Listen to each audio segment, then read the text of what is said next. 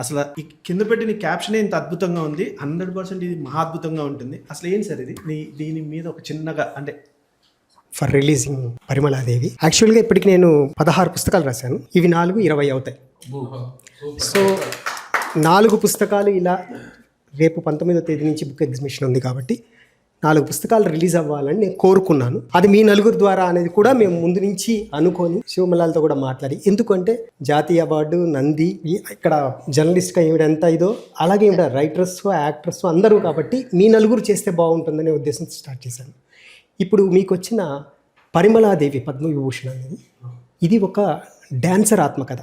Kuchipudi both Bharatanatyam రెండూ నేర్చుకున్న ఒక డాన్సరు.